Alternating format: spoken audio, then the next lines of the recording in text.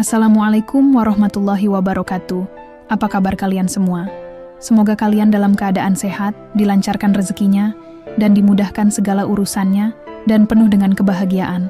Sebelum masuk ke cerita, jangan lupa bantu like, komen, dan subscribe ya. Semoga kalian semua selalu dalam lindungannya. Sejak kecil, aku selalu merasa ada sesuatu yang berbeda dalam diriku. Tidak, bukan perasaan benci, tapi sejenis kesadaran yang aneh, seperti bayangan yang terus-menerus menggantung di sudut pikiranku. Aku tidak pernah benar-benar merasa menjadi bagian dari keluarga ini, meskipun tidak pernah kekurangan kasih sayang dari ayah dan ibu. Ibu, seorang wanita yang anggun dan selalu tersenyum, adalah sosok yang paling sering kudekati. Di matanya, aku bisa melihat harapan, tapi juga ada sesuatu yang tak bisa kuuraikan. Ayah, di sisi lain, adalah pria yang tegas namun penyayang.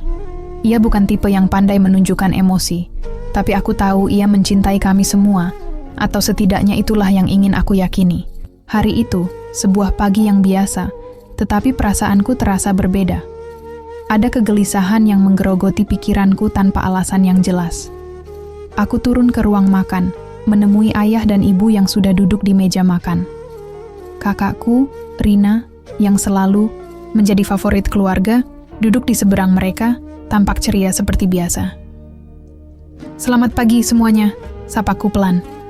Ibu menoleh dan tersenyum hangat. "Pagi, Nadia. Ayo duduk. Sarapan sudah siap." Aku duduk di kursiku, memperhatikan mereka.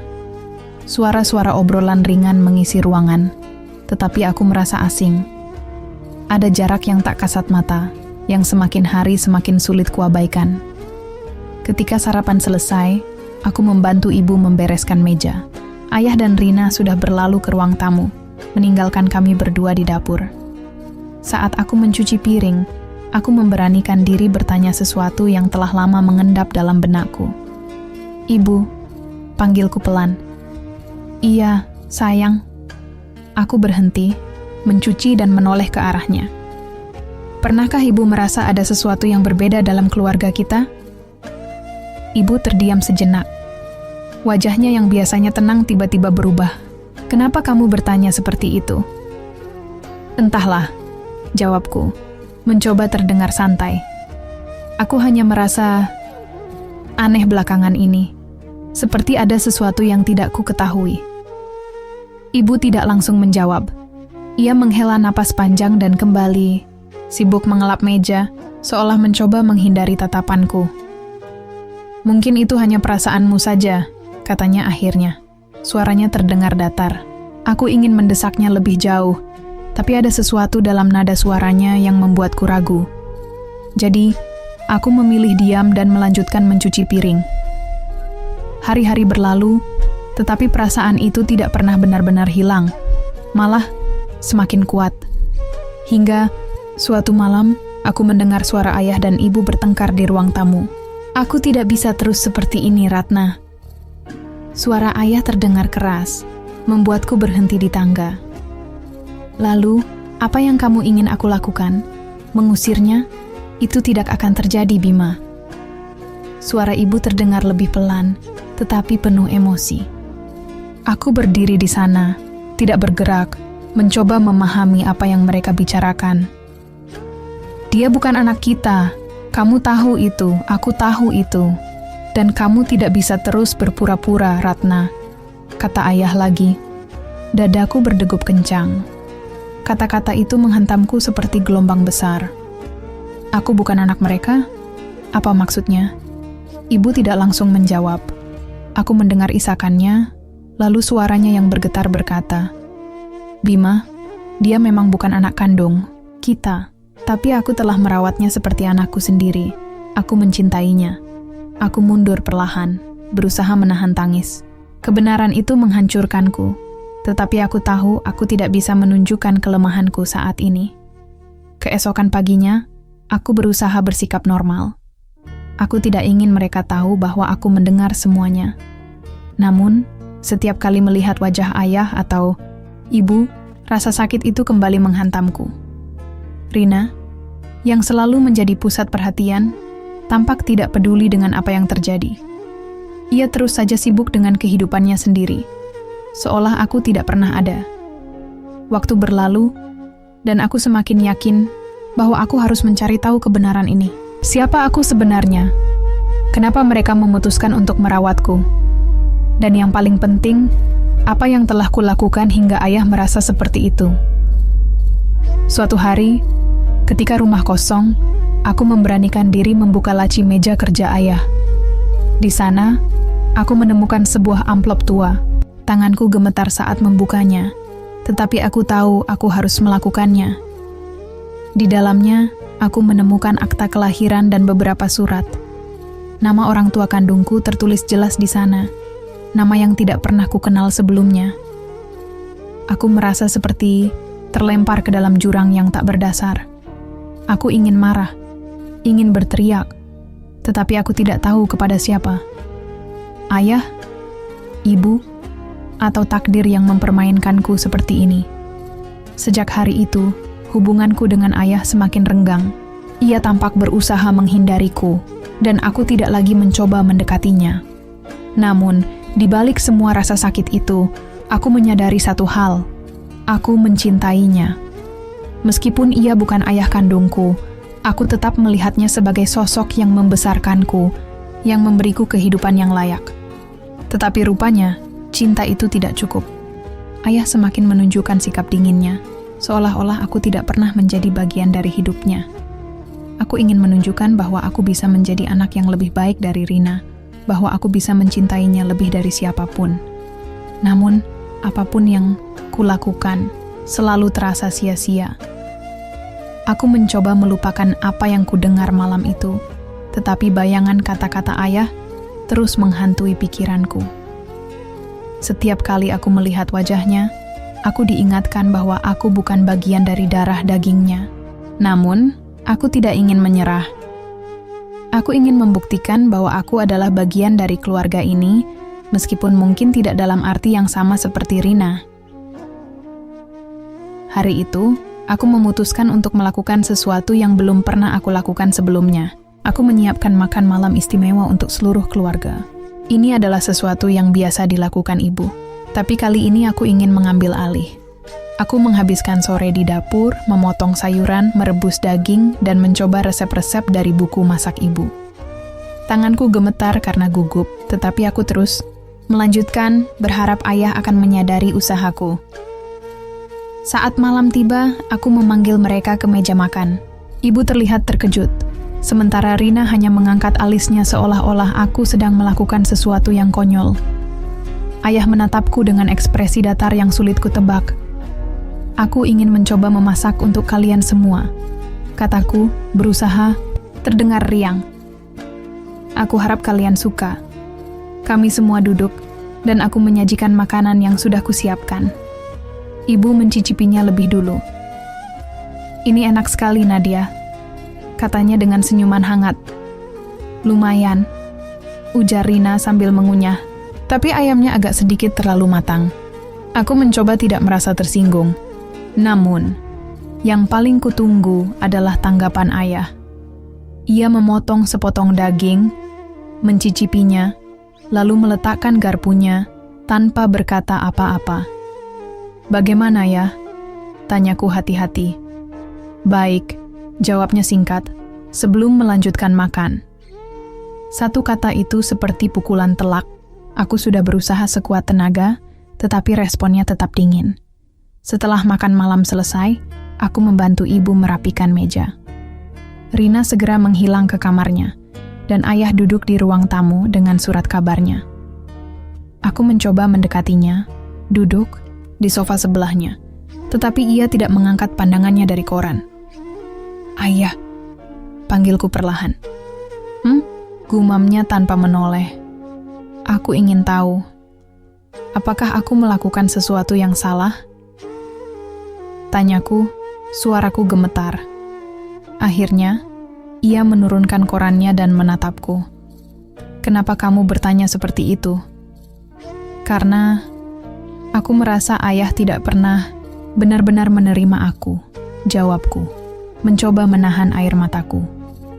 Aku tahu aku bukan anak kandung ayah, tapi aku ingin menjadi bagian dari keluarga ini. Aku ingin ayah bangga padaku. Wajah ayah berubah. Ada sesuatu dalam tatapannya yang tidak pernah kulihat sebelumnya. Campuran rasa bersalah dan sesuatu yang sulit kuuraikan. "Nadia," katanya dengan nada yang lebih lembut dari biasanya. "Bukan itu masalahnya." "Lalu apa?" Desakku, ia. Menghela napas panjang, lalu berdiri dan berjalan ke arah jendela. "Aku tidak pernah bermaksud membuatmu merasa seperti ini. Tapi ada hal-hal yang sulit untuk dijelaskan. Aku tidak tahu apa yang dimaksudnya, tetapi aku tahu itu adalah akhir dari percakapan kami." Ia meninggalkanku di sana, duduk sendirian di ruang tamu dengan perasaan campur aduk. Beberapa minggu berikutnya, aku mencoba untuk menjauhkan diriku dari ayah. Bukan karena aku membencinya, tapi karena aku merasa sudah tidak ada yang bisa kulakukan untuk mengubah perasaannya. Namun, ada momen yang membuat segalanya berubah. Suatu malam, ayah pulang terlambat dari kantor. Hujan deras mengguyur di luar, dan aku mendengar deru mobilnya di garasi. Ibu sedang tertidur, begitu juga Rina. Aku yang membukakan pintu untuknya. Wajahnya terlihat lelah, dan ia basah kuyup. Aku langsung mengambil handuk dan memberikannya kepadanya. "Terima kasih," katanya pelan. Saat ia melepas jasnya, aku melihat sesuatu di dalam tasnya, sebuah kotak kecil berwarna merah. Aku penasaran, tetapi tidak berani bertanya. "Ayah, kamu lapar?" tanyaku akhirnya, mencoba memecah keheningan. Ia mengangguk. "Sedikit." Aku memanaskan makanan sisa makan malam dan menyajikannya untuknya di meja. Ia duduk di sana, memakan makanannya dalam diam. Aku duduk di seberangnya, mengamatinya dengan hati-hati. "Kenapa kamu tidak tidur?" tanyanya tiba-tiba. "Aku tidak bisa tidur," jawabku jujur. Ia menatapku, lalu berkata, "Aku tahu aku bukan ayah yang baik untukmu." Aku terkejut mendengar kata-katanya. "Ayah, jangan berkata seperti itu." "Tapi itu kenyataannya," lanjutnya. "Aku selalu merasa bersalah, karena aku tidak bisa memberikanmu apa yang kamu butuhkan. Aku ingin kamu tahu, itu bukan salahmu. Itu salahku." Aku terdiam. Kata-katanya membuat hatiku terasa hangat dan sakit pada saat yang bersamaan. Malam itu, untuk pertama kalinya, aku merasa ada dinding yang mulai runtuh di antara kami. Malam itu, ada sesuatu yang berubah. Meskipun ayah tidak mengatakannya secara langsung, aku bisa merasakan usahanya untuk membuka diri. Namun, perasaan hangat itu tidak bertahan lama. Seolah-olah dunia tidak pernah mengizinkanku untuk menikmati momen kecil kebahagiaan tanpa memberikan cobaan baru. Pagi harinya, sebuah insiden terjadi di meja makan. Aku baru saja selesai menyajikan sarapan ketika Rina masuk, membawa sebuah amplop besar berwarna coklat. Wajahnya terlihat senang sekaligus bangga. "Aku diterima," serunya tanpa basa-basi. Ibu, yang sedang menuang teh, langsung menoleh. "Diterima di mana, sayang?" "Di universitas impianku. Mereka bahkan memberiku beasiswa penuh." Seruan kegembiraan memenuhi ruangan. Ibu langsung memeluk Rina, air mata bahagia membasahi pipinya. Ayah, yang biasanya pendiam, juga tersenyum lebar. "Nak, ayah bangga padamu," katanya, menepuk bahu Rina dengan bangga. Aku hanya duduk di sana, tersenyum kecil sambil mencoba menyembunyikan perasaanku. Aku tahu ini adalah momen Rina, tetapi entah kenapa aku merasa semakin kecil. Rasanya seperti aku benar-benar tidak terlihat di mata mereka. "Bagaimana denganmu, Nadia?" tanya Rina tiba-tiba. Suaranya penuh ironi. "Sudah memutuskan mau melanjutkan kemana?" Pertanyaan itu seperti paku yang menusuk. Aku belum diterima di universitas manapun, dan beasiswa seperti yang didapatkan Rina adalah sesuatu yang hampir mustahil bagiku. Aku masih menunggu beberapa jawaban. Jawabku singkat, mencoba terdengar, percaya diri. Rina hanya mengangkat bahu, seolah-olah jawabanku tidak penting. Hari itu aku pergi ke taman sendirian, mencoba menenangkan pikiranku. Aku duduk di bangku yang biasa, memandang anak-anak kecil bermain di kejauhan. Pikiranku melayang ke arah amplop yang kutemukan di meja kerja ayah beberapa minggu lalu. Siapa orang tua kandungku? Kenapa mereka meninggalkanku?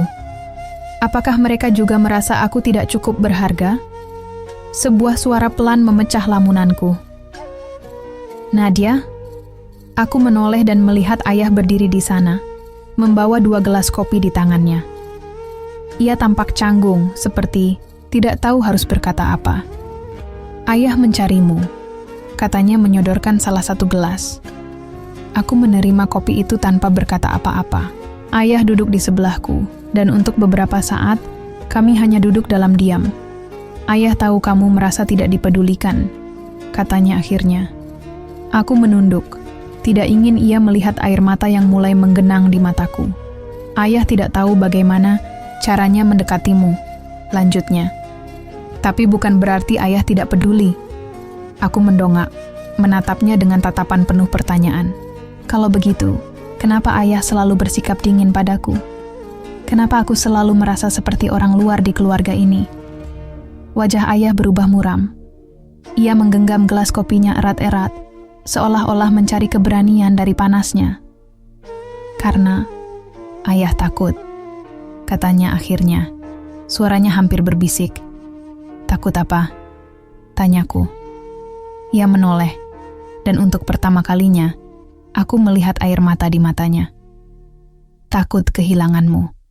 Ayah tahu ayah tidak sempurna, tapi ayah mencintaimu, Nadia. Ayah hanya tidak tahu bagaimana cara menunjukkan itu padamu.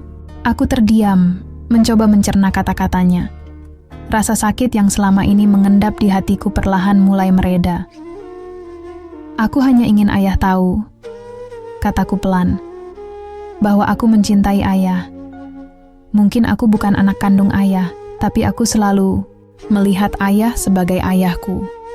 Dan aku ingin menjadi anak yang ayah bisa banggakan. Wajah ayah melunak. Ia meletakkan gelas kopinya di bangku dan meraih tanganku. Kamu sudah membuat ayah bangga, Nadia, katanya dengan suara bergetar. Ayah hanya terlalu buta untuk menyadarinya. Kami duduk di sana, berbicara tentang banyak hal yang selama ini tidak pernah kami ungkapkan. Aku merasa seperti beban besar yang selama ini menghimpitku perlahan terangkat. Namun, kebahagiaan itu tidak bertahan lama. Malam itu, sebuah telepon dari rumah sakit mengguncang dunia kami. Ibu, yang mengangkat telepon, langsung terjatuh setelah mendengar kabar itu. Ayah buru-buru menahan tubuhnya, sementara Rina dan aku berdiri dengan tatapan panik. Ada apa, Bu? Tanya Rina, suaranya bergetar. Dengan mata penuh air mata, ibu menatap kami. Paman Andri. Dia mengalami kecelakaan, kondisinya kritis. Paman Andri, adik ayah, adalah orang yang sering kami anggap sebagai bagian keluarga. Ia juga satu-satunya orang yang tahu tentang asal-usulku. Aku merasakan jantungku berdebar kencang. Entah kenapa, firasatku mengatakan bahwa ini adalah awal dari sesuatu yang lebih besar. Kami semua bergegas ke rumah sakit malam itu. Ruangan itu dingin dan penuh dengan bau antiseptik yang menyengat. Ayah berbicara dengan seorang dokter di luar ruang ICU, sementara kami menunggu dengan cemas di kursi panjang dekat lorong. Ibu duduk, diam, menggenggam erat tangan Rina. Aku berdiri di dekat jendela, mencoba mengusir pikiran-pikiran gelap yang terus menyeruak. Beberapa menit kemudian, ayah kembali dengan wajah tegang. Dokter bilang Paman Andri masih dioperasi. Mereka akan melakukan yang terbaik.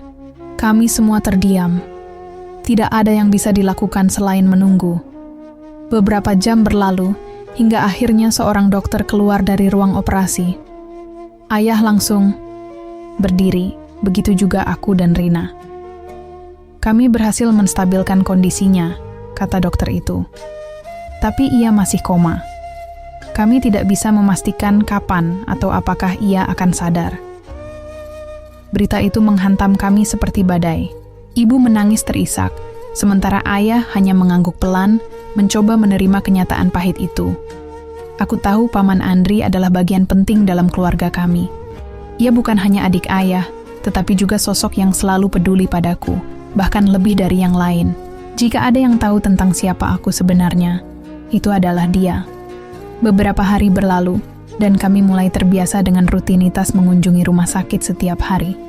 Namun, selama kunjungan itu, aku merasakan sesuatu yang aneh. Ayah seringkali terlihat berbicara pelan dengan dokter atau perawat di sudut ruangan, seolah-olah ada sesuatu yang ia sembunyikan. Suatu sore, ketika ayah dan ibu sedang keluar untuk makan, aku duduk di samping ranjang Paman Andri, memperhatikan wajahnya yang pucat. "Paman," bisikku pelan, meskipun aku tahu ia tidak bisa mendengarku. Apa yang sebenarnya terjadi? Kenapa aku merasa seperti ada yang disembunyikan dariku? Aku menggenggam tangannya, berharap ada keajaiban yang membuatnya membuka mata, tapi tentu saja ia tetap diam. Tiba-tiba, pintu ruangan terbuka. Aku menoleh dan melihat seorang perawat masuk. Ia membawa catatan medis dan tersenyum kecil padaku. "Kamu keluarga pasien?" tanyanya sopan. "Iya," jawabku. Perawat itu tampak ragu sejenak, lalu berkata, "Saya hanya ingin memastikan, apakah Anda tahu pasien ini memiliki wasiat medis?" Aku tertegun. "Wasiat medis?" "Iya," katanya. Ia mencatat beberapa hal penting di rekam medisnya, termasuk seseorang yang harus diberitahu jika terjadi sesuatu padanya. "Apa itu?" tanyaku, merasa jantungku berdebar. Saya tidak bisa memberitahukan detailnya, tapi ada informasi penting yang mungkin keluarga perlu tahu. Sebaiknya Anda bicara dengan ayah Anda, karena sepertinya ia sudah diberitahu oleh dokter kepala. Perkataan itu membuat pikiranku semakin kacau. Apa yang Paman Andri sembunyikan? Dan kenapa ayah tidak memberitahuku? Ketika ayah dan ibu kembali, aku mencoba mengumpulkan keberanian untuk bertanya. Namun, ekspresi serius di wajah ayah membuatku ragu. "Ayah," panggilku ketika kami berjalan keluar dari rumah sakit. "Ada apa?" tanyanya tanpa menoleh. "Apa yang dokter bicarakan dengan ayah tadi?" Langkahnya terhenti. Ia menatapku dengan ekspresi yang sulit diartikan. "Kenapa kamu bertanya?" "Karena aku merasa ayah menyembunyikan sesuatu dariku," jawabku tegas. "Jika itu ada hubungannya denganku, aku berhak tahu." Ayah menghela napas panjang, lalu menatapku dengan mata yang penuh beban. "Nadia, ini bukan waktu yang tepat untuk membicarakan ini. Kalau bukan sekarang, kapan lagi?" desakku. Namun ayah hanya menggeleng dan berjalan pergi, meninggalkanku berdiri di sana dengan perasaan campur aduk. Semakin lama, perasaan bahwa ada rahasia besar yang disembunyikan dariku semakin sulit untuk diabaikan. Dan aku tahu, satu-satunya orang yang bisa memberiku jawaban adalah Paman Andri. Waktu terus berlalu, hingga suatu malam, aku duduk di ruang tamu sambil memandangi album foto keluarga. Foto-foto itu terasa seperti potongan-potongan teka-teki yang tidak lengkap. Aku membolak-balik halaman, mencoba mencari petunjuk, hingga mataku tertuju pada sebuah foto tua yang tampak usang. Itu adalah foto keluarga di mana aku masih bayi, digendong oleh seorang wanita yang tidak kukenal. Wanita itu berdiri di samping Paman Andri, bukan ayah atau ibu. Tanganku gemetar saat aku mengangkat foto itu. Di baliknya, ada tulisan tangan yang pudar. "Andri dan Rina, dengan Nadia, 2002." Aku tertegun. Rina? Bukan Rina kakakku, tetapi wanita itu. Siapa dia? Kenapa ia menggendongku? Dan kenapa Paman Andri ada di foto itu? Aku tahu bahwa malam itu, aku tidak akan bisa tidur. Aku perlu jawaban, dan tidak peduli apa yang harus kulakukan untuk mendapatkannya. Pagi harinya, aku tidak bisa lagi menahan rasa penasaran. Aku membawa foto itu ke meja makan, tempat ayah dan ibu sedang sarapan. Wajah mereka berubah ketika aku meletakkan foto itu di meja. "Apa maksud foto ini?" tanyaku langsung, tanpa basa-basi. Ayah meletakkan sendoknya perlahan, menatap foto itu dengan ekspresi tegang. Ibu tampak gelisah, matanya berpindah-pindah antara aku dan ayah. "Nadia, di mana kamu menemukan foto itu?" tanya ayah akhirnya. Suaranya datar tapi syarat emosi. "Di album keluarga," jawabku. "Siapa wanita ini? Dan kenapa ia menggendongku?" Ayah dan ibu saling bertukar pandang, seperti sedang memutuskan apakah ini saatnya untuk berbicara. Setelah beberapa detik yang terasa seperti selamanya, ayah menghela napas berat. "Wanita itu," katanya pelan, "adalah Rina, bukan kakakmu, tapi ibumu." Dunia serasa berhenti. Aku menatap ayah, mencoba mencerna kata-katanya. "Apa?" "Ibumu, Nadia," ulangnya. "Rina adalah adik kami, adik ayah dan paman Andri." Aku terduduk di kursi, merasa seperti lantai di bawahku runtuh. Semua potongan teka-teki mulai menyatu dalam pikiranku. Tapi itu hanya membuat segalanya terasa lebih membingungkan. "Kenapa tidak pernah ada yang memberitahuku?" tanyaku, suaraku nyaris tidak terdengar. Ibu akhirnya berbicara, matanya berkaca-kaca. "Kami tidak ingin kamu merasa berbeda, Nadia. Rina meninggalkanmu saat kamu masih bayi. Dia tidak siap menjadi seorang ibu. Jadi kami memutuskan untuk mengasuhmu seperti anak kami sendiri." "Tapi kenapa tidak ada yang pernah mengatakan yang sebenarnya?" "Kami takut," jawab ayah. "Takut kamu tidak bisa menerima kenyataan. Takut kamu merasa tidak dicintai." Aku merasa marah, bingung, dan terluka pada saat yang bersamaan. "Dan bagaimana dengan Paman Andri? Apa dia tahu semuanya?" "Iya," jawab ayah. "Dia satu-satunya yang tahu semua detail tentang ibumu, karena dia yang paling dekat dengannya sebelum Rina pergi." Aku bangkit dari kursi, menatap mereka dengan perasaan campur aduk.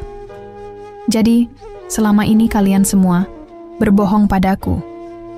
Semua perhatian yang Paman Andri berikan, semua tatapan canggung ayah, itu semua karena aku bukan benar-benar bagian dari kalian, kan?" Ibu mencoba meraih tanganku, tapi aku menjauh. "Nadia, kamu salah. Kami mencintaimu, sama seperti kami mencintai Rina." "Tidak, Bu," jawabku sambil mundur. "Kalian mencintaiku karena rasa bersalah, dan itu tidak sama." Aku berlari ke kamar, meninggalkan mereka berdua di ruang makan. Air mata membanjiri wajahku saat aku mencoba mencerna kenyataan yang baru saja terungkap. Malam harinya, aku tidak bisa tidur. Pikiranku terus memutar ulang percakapan itu, dan hatiku terasa seperti dihancurkan berulang kali. Aku tahu aku perlu jawaban lebih banyak, dan satu-satunya orang yang bisa memberikannya adalah Paman Andri. Keesokan harinya, aku pergi ke rumah sakit lebih awal dari biasanya. Aku duduk di samping ranjang Paman Andri, menggenggam tangannya. "Paman," bisikku, meskipun aku tahu ia tidak bisa mendengarku. "Aku tahu kau menyimpan rahasia tentang ibuku. Aku hanya ingin tahu kenapa dia meninggalkanku. Apa aku tidak cukup berharga baginya?" Air mataku jatuh, menetes ke tangannya yang dingin. Saat itulah aku merasakan gerakan kecil di jari-jarinya. "Paman?" tanyaku, terkejut. Aku menunggu, berharap akan ada tanda lebih lanjut. Dan perlahan, kelopak matanya mulai bergerak. Aku berlari, keluar, memanggil dokter. Dalam beberapa menit, ruangan itu dipenuhi dengan tim medis. Ayah, ibu, dan Rina tiba tepat saat dokter memeriksa Paman Andri. "Dia mulai sadar," kata salah satu dokter. "Tapi kami perlu waktu untuk memastikan kondisinya stabil." Aku berdiri di luar ruangan, hatiku berdebar kencang. Ayah menatapku dengan ekspresi penuh harap, tetapi aku tidak bisa memikirkan apapun selain jawaban yang aku butuhkan. Ketika akhirnya kami diizinkan masuk, aku mendekati ranjang Paman Andri. Ia tampak lemah, tetapi matanya terbuka dan menatap kami satu persatu. "Nadia," bisiknya, suaranya serak. Aku menggenggam tangannya erat-erat. "Paman, aku butuh jawaban. Tentang ibuku. Tentang Rina." Ia menutup matanya sejenak, lalu membuka kembali. Kau berhak tahu, katanya pelan. Aku menunggu dengan napas tertahan saat ia mulai berbicara. Paman Andri berusaha duduk lebih tegak, tetapi tubuhnya terlalu lemah. Dokter membantunya menyesuaikan posisi, dan ia kembali menatapku dengan mata yang dipenuhi rasa bersalah. Nadia, katanya, suaranya hampir berbisik. Aku akan memberitahumu semuanya. Tapi tolong, jangan salahkan siapapun. Semua ini lebih rumit dari yang kau kira. Aku mengangguk, meskipun jantungku berdegup kencang. Aku duduk di kursi di samping ranjangnya, sementara ayah, ibu, dan Rina berdiri di belakangku, wajah mereka sama tegangnya. Rina, ibumu, mulai Paman Andri, adalah seseorang yang penuh semangat, tapi juga sangat rapuh. Ia selalu ingin hidup bebas, tanpa beban, tanpa tanggung jawab. Ia berhenti sejenak, mengambil napas dalam-dalam. Ketika dia tahu bahwa dia mengandungmu, dia tidak tahu harus bagaimana. Dia tidak siap menjadi seorang ibu, dan dia memintaku untuk membantunya. Aku menatap Paman Andri, mencoba mencerna kata-katanya. Membantunya bagaimana? Dia ingin menyerahkanmu untuk diadopsi, jawabnya. Dia merasa itu adalah satu-satunya cara agar kau mendapatkan kehidupan yang lebih baik. Tapi aku tidak bisa membiarkan itu terjadi. Jadi, aku berbicara dengan ayah dan ibumu. Mereka setuju untuk mengasuhmu sebagai anak mereka sendiri. Air mata mulai menggenang di mataku. Jadi, dia tidak pernah menginginkanku? Bukan begitu, kata Paman Andri cepat. Dia mencintaimu, Nadia. Tapi dia terlalu takut untuk menjadi seorang ibu.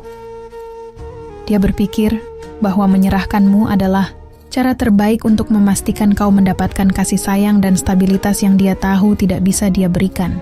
Lalu kenapa dia pergi? Tanyaku, suaraku bergetar. Paman Andri menunduk. Dia merasa malu, merasa bahwa dia telah gagal sebagai seorang ibu. Jadi dia memutuskan untuk pergi jauh, berharap bisa memulai hidup baru. Aku merasa seperti seluruh dunia runtuh di sekitarku.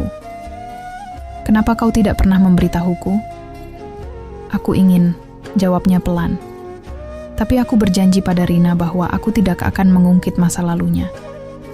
Dia bilang itu adalah satu-satunya cara baginya untuk melanjutkan hidup. Ayah yang berdiri di belakangku akhirnya angkat bicara. Kami semua hanya ingin melindungimu, Nadia. Kami pikir, jika kau tidak tahu, kau akan bisa hidup tanpa beban masa lalu. Tapi kalian salah, kataku dengan suara penuh emosi. Kalian tidak bisa menyembunyikan ini selamanya. Aku selalu merasa ada yang tidak benar, tapi aku tidak pernah tahu apa itu. Semua orang terdiam.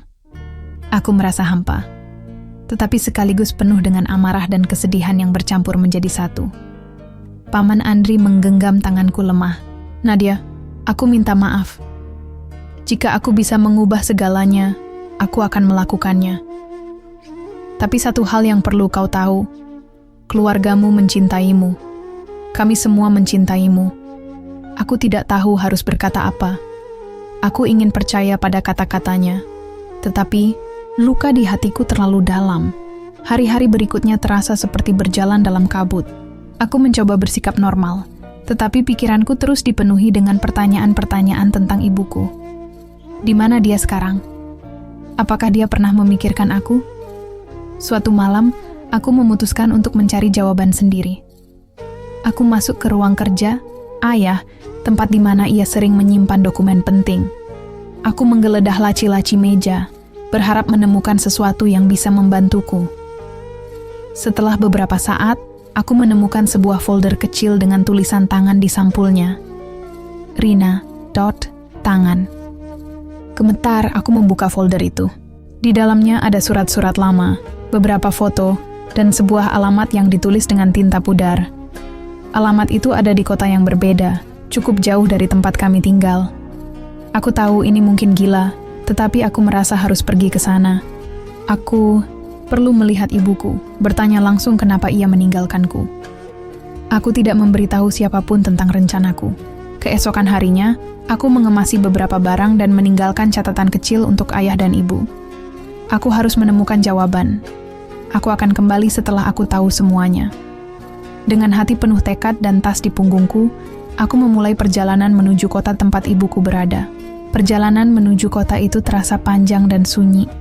Di dalam bus, aku terus memandangi alamat yang kutemukan di folder ayah. Alamat itu sederhana, hanya sebuah rumah kecil di pinggiran kota. Aku tidak tahu apa yang akan kutemukan di sana, atau apakah orang yang kucari masih tinggal di sana. Setelah beberapa jam perjalanan, bus akhirnya berhenti di terminal kecil. Aku turun dengan tas di bahu, mencoba menenangkan diriku. Dengan bantuan peta di ponsel, aku berjalan menuju alamat yang tertera. Jalan-jalan di kota itu asing bagiku, tetapi aku tetap melangkah dengan tekad yang membara. Ketika akhirnya aku berdiri di depan rumah itu, aku merasakan campuran antara ketakutan dan harapan. Rumahnya kecil, dengan cat yang mulai pudar dan taman, yang tampak tak terurus. Aku menggigit bibirku, ragu-ragu untuk mengetuk pintu. Tapi aku sudah terlalu jauh untuk mundur. Dengan tangan gemetar, aku mengetuk pintu. Beberapa detik berlalu, lalu aku mendengar suara langkah kaki dari dalam. Pintu terbuka perlahan, dan seorang wanita muncul di ambang pintu. Dia tampak lebih tua dari yang kubayangkan, dengan garis-garis halus di wajahnya, dan mata yang terlihat lelah. Tapi ada sesuatu dalam wajahnya yang langsung membuatku tahu. Ini dia. "Rina?" tanyaku. Suaraku nyaris tak terdengar. Wanita itu menatapku dengan mata melebar. Ia memegang pintu dengan erat, seolah-olah membutuhkan dukungan. "Nadia," aku mengangguk, merasa air mata mulai mengalir di pipiku. "Ini aku." Ia membeku sejenak, lalu melangkah mundur. "Bagaimana kau bisa menemukanku?" "Aku menemukan alamatmu di folder ayah," jawabku pelan. "Aku harus tahu, kenapa kau meninggalkanku?" Pertanyaanku membuatnya terdiam. Ia menatapku dengan mata yang penuh rasa bersalah, lalu mengundangku masuk. "Kita tidak bisa bicara di sini, masuklah." Aku melangkah masuk ke rumah kecil itu. Di dalamnya, semuanya sederhana. Sofa tua, rak buku yang penuh dengan debu, dan meja kecil di pojok ruangan. Ia mempersilakanku duduk di sofa, lalu pergi ke dapur untuk membuat teh. Saat ia kembali, ia duduk di kursi di depanku, membawa 2 cangkir teh. Tangannya gemetar saat meletakkannya di meja. "Aku tahu ini akan terjadi suatu hari nanti," katanya akhirnya. "Aku hanya tidak pernah siap untuk itu." "Aku hanya ingin tahu kenapa," kataku. Suaraku serak. "Kenapa kau meninggalkanku? Apa aku tidak cukup penting bagimu?" Ia menatapku dengan air mata di matanya. "Kau salah, Nadia. Kau selalu penting bagiku. Tapi aku bukan ibu yang baik. Aku tidak punya apa-apa untuk memberimu. Aku bahkan tidak tahu bagaimana cara merawat diriku sendiri, apalagi seorang bayi." Aku menggeleng, mencoba memahami kata-katanya. "Tapi kau punya keluarga. Kau punya ayah dan ibu. Kenapa kau tidak mencoba?" "Aku takut," jawabnya jujur. "Aku merasa seperti beban bagi semua orang. Jadi aku pikir, jika aku menyerahkanmu kepada mereka, kau akan mendapatkan kehidupan yang lebih baik. Dan aku bisa pergi dan mencoba mencari jati diriku. Tapi kau tidak pernah kembali," kataku, suaraku mulai bergetar. "Kau tidak pernah mencoba melihatku, berbicara denganku. Kau hanya menghilang." Ia terisak, menutupi wajahnya dengan tangan. "Aku tidak tahu harus bagaimana kembali. Setiap kali aku berpikir untuk menemuimu, aku merasa seperti seorang pengecut. Aku takut kau akan membenciku." Aku memandangnya, merasa campuran antara kemarahan dan kesedihan. Aku tidak tahu apa yang harus kurasakan sekarang. Selama ini, aku merasa seperti bagian dari keluarga yang utuh, tapi ternyata semuanya hanya kebohongan. Dan sekarang aku di sini, mencoba memahami kenapa ibuku sendiri tidak menginginkanku. Ia bangkit dari kursinya dan berlutut di depanku, menggenggam tanganku. Nadia, aku minta maaf. Aku tahu aku tidak bisa mengubah masa lalu. Tapi jika kau memberiku kesempatan, aku ingin menjadi bagian dari hidupmu lagi. Aku ingin memperbaiki segalanya. Air mata jatuh di pipiku. Aku tidak tahu apakah aku bisa memaafkannya begitu saja. Tetapi melihat rasa sakit di matanya, aku tahu bahwa ia tulus. Aku tidak tahu apakah itu mungkin, kataku akhirnya. Tapi aku ada di sini. Itu berarti aku ingin mencoba. Ia mengangguk, air mata mengalir di pipinya. Terima kasih, Nadia. Terima kasih telah memberiku kesempatan ini.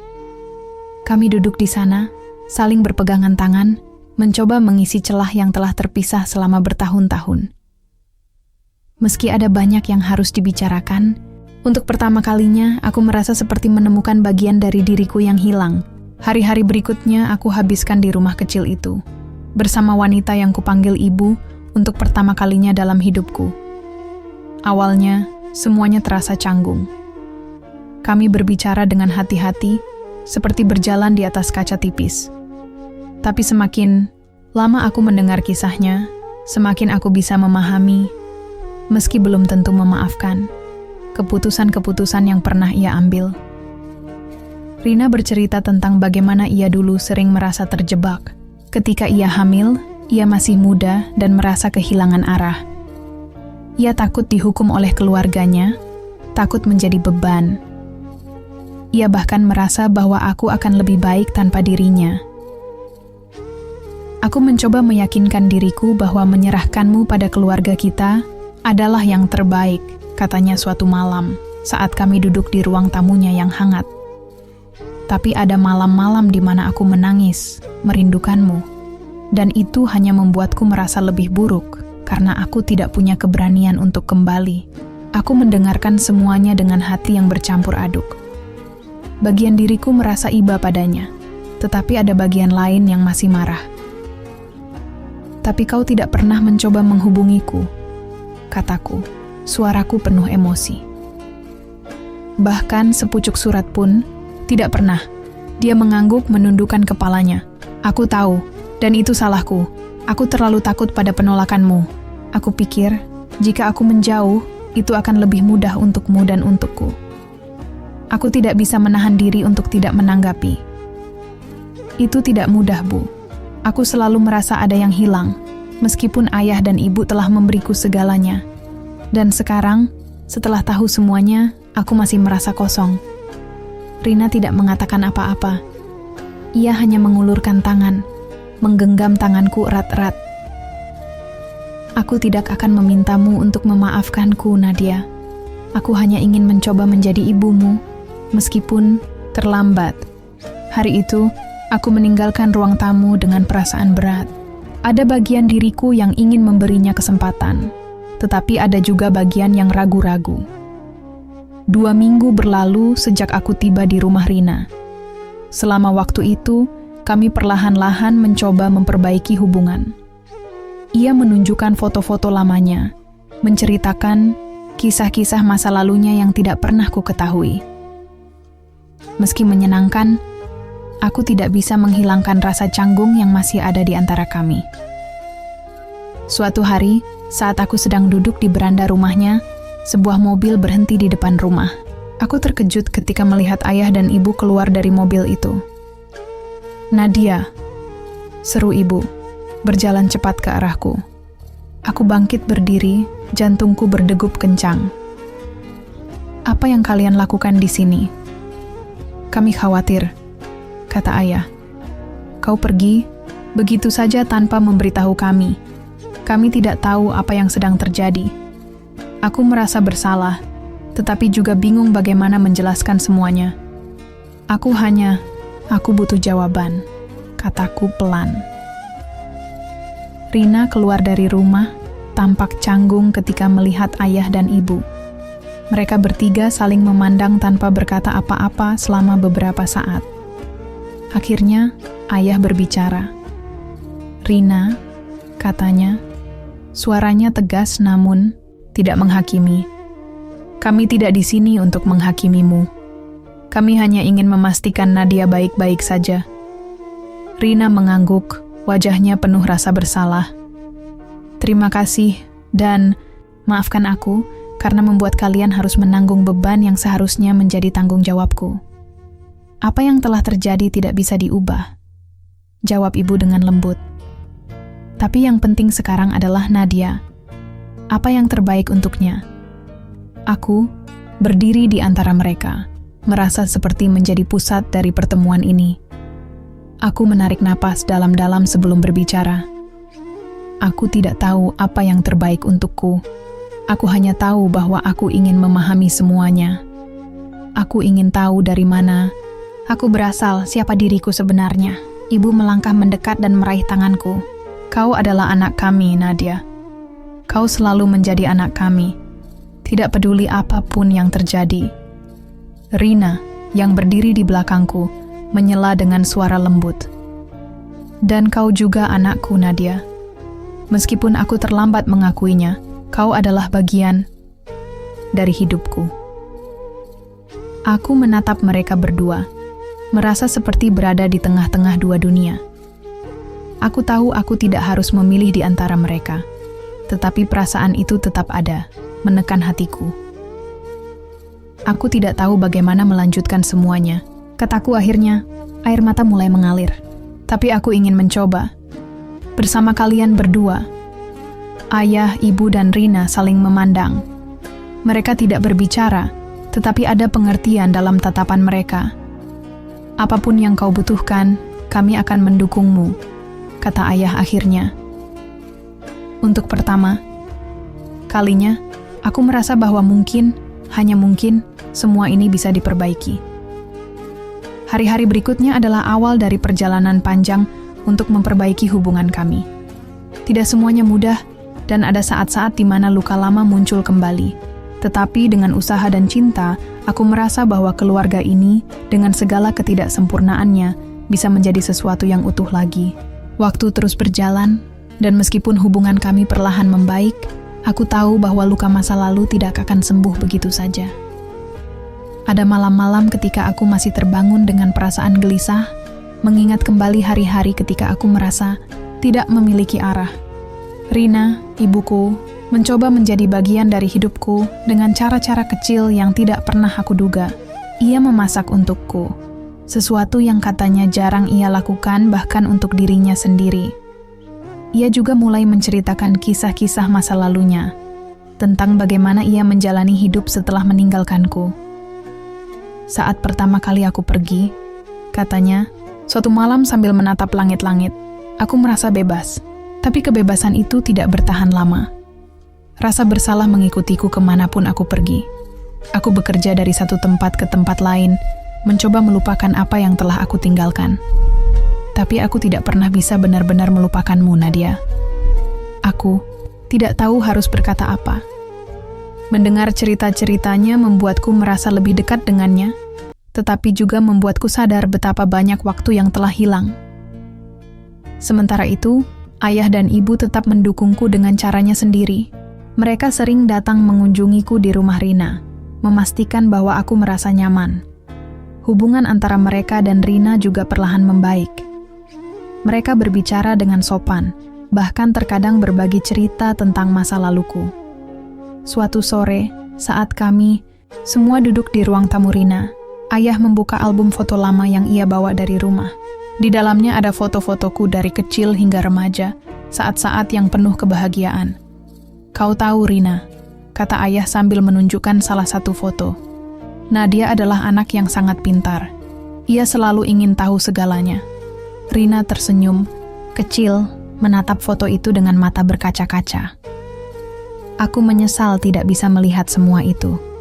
Tapi aku bersyukur dia tumbuh menjadi anak yang luar biasa. Aku duduk di antara mereka, merasa aneh tapi juga hangat. Mungkin ini adalah pertama kalinya aku melihat mereka berbicara tanpa ketegangan. Namun, tidak semua momen berjalan lancar. Ada saat-saat di mana rasa sakit masa lalu kembali menghantui kami semua. Suatu hari, saat aku sedang membantu Rina membersihkan rumah, aku menemukan sebuah kotak kecil di lemari kamarnya. Ini apa? Tanyaku, membuka kotak itu tanpa izin. Di dalamnya ada beberapa barang kecil, sepucuk surat, foto bayi yang tampaknya adalah aku, dan sebuah liontin kecil yang tampak sudah tua.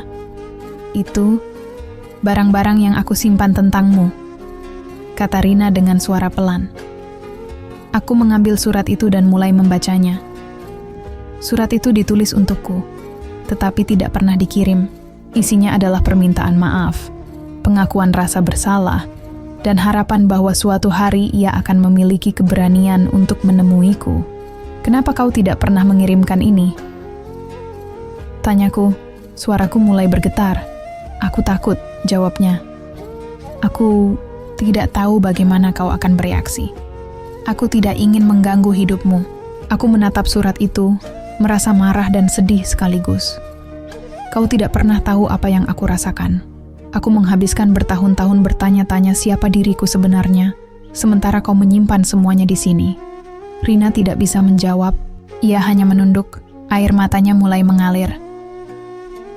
Aku keluar dari rumah itu tanpa berkata apa-apa, mencoba menenangkan pikiranku.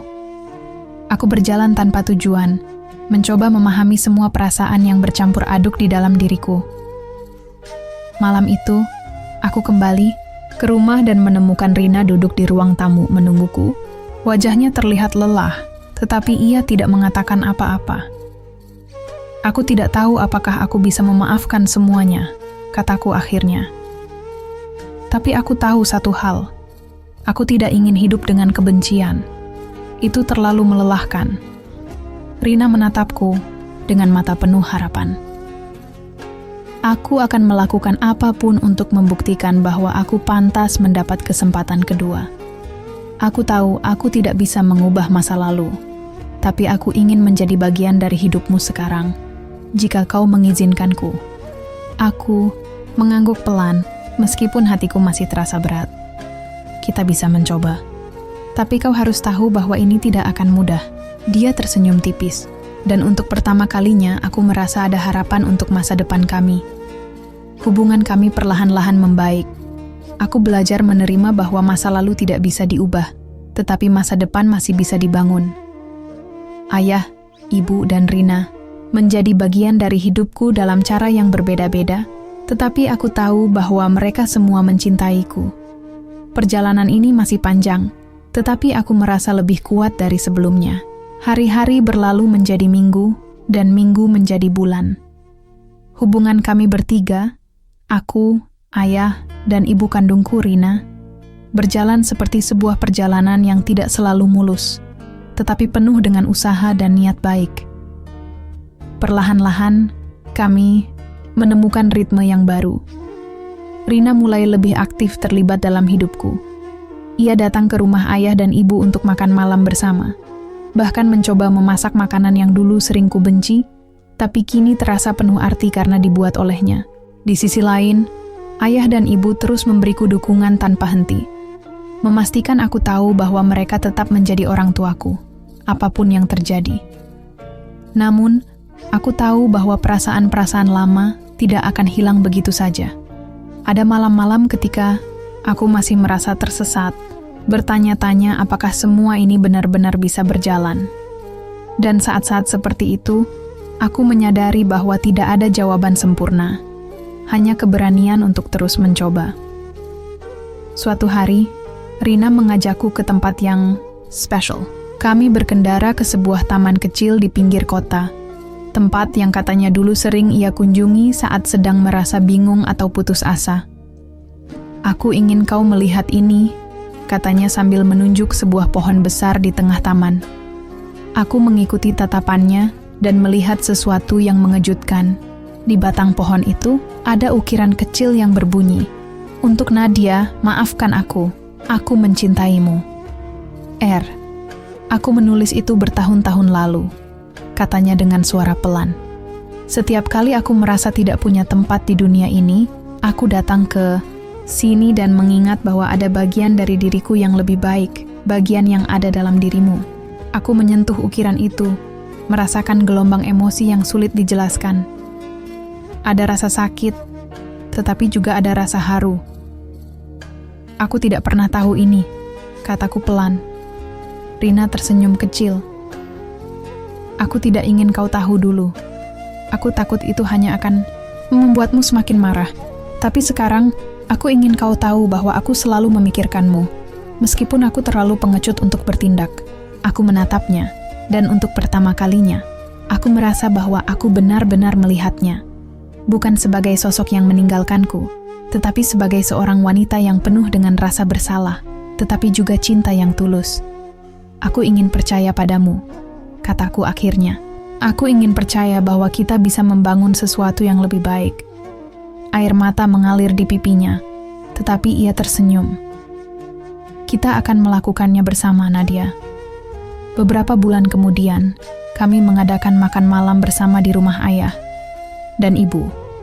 Ini adalah kali pertama kami berkumpul sebagai sebuah keluarga, dengan cara yang baru, dengan dinamika yang berbeda. Di meja makan, ada tawa dan cerita. Rina berbagi kisah masa mudanya, ayah menceritakan kenangan lucu saat aku kecil, dan ibu dengan lembut menambahkan detail-detail yang selalu membuatku tersenyum. Aku memandangi mereka semua dan merasa bahwa meskipun perjalanan ini sulit, aku telah menemukan sesuatu yang berharga. Sebuah keluarga yang, meskipun tidak sempurna, dipenuhi dengan cinta yang tulus. Ketika malam semakin larut, Rina berdiri dan mengangkat gelasnya. Aku ingin mengucapkan terima kasih, katanya, suaranya bergetar. Terima kasih kepada kalian, terutama Nadia, karena memberiku kesempatan untuk menjadi bagian dari hidup kalian lagi. Aku tahu aku tidak sempurna, tetapi aku berjanji akan terus berusaha. Aku menatapnya, lalu mengangkat gelasku juga, dan aku ingin berterima kasih kepada ayah dan ibu karena telah mencintai dan merawatku tanpa syarat. Aku tidak bisa meminta keluarga yang lebih baik dari ini. Kami saling tersenyum, dan untuk pertama kalinya dalam hidupku, aku merasa bahwa aku memiliki semua yang aku butuhkan. Ketika aku berjalan pulang malam itu, aku merasa lega. Tidak ada yang benar-benar sempurna, tetapi aku tahu bahwa aku telah menemukan jalan untuk berdamai dengan masa laluku. Di tengah perjalanan, aku berhenti dan melihat ke langit. Bintang-bintang bersinar terang, seolah-olah memberiku restu. Aku tahu bahwa perjalanan hidupku masih panjang, tetapi dengan cinta dan dukungan dari mereka yang ada di sekitarku, aku siap menghadapi apapun yang akan datang. Dan untuk pertama kalinya, aku merasa damai. Terima kasih telah mengikuti perjalanan Nadia, Rina, ayah, dan ibu dalam kisah yang penuh dengan cinta, kesedihan, dan harapan. Meskipun jalan yang mereka tempuh tidak selalu mudah, mereka akhirnya menemukan cara untuk saling menerima dan membangun kembali ikatan yang hilang. Semoga cerita ini mengingatkan kita bahwa meskipun masa lalu kadang penuh dengan kesalahan dan penyesalan, selalu ada kesempatan untuk memulai kembali. Cinta, meskipun terlambat datang, tetap bisa menyembuhkan luka dan membawa kedamaian dalam hidup. Setiap langkah kecil yang kita ambil untuk saling memahami dan memaafkan adalah langkah menuju penyembuhan. Teruslah percaya bahwa di balik setiap perjuangan, ada harapan untuk kebahagiaan yang lebih baik. Dengan penuh harapan dan cinta,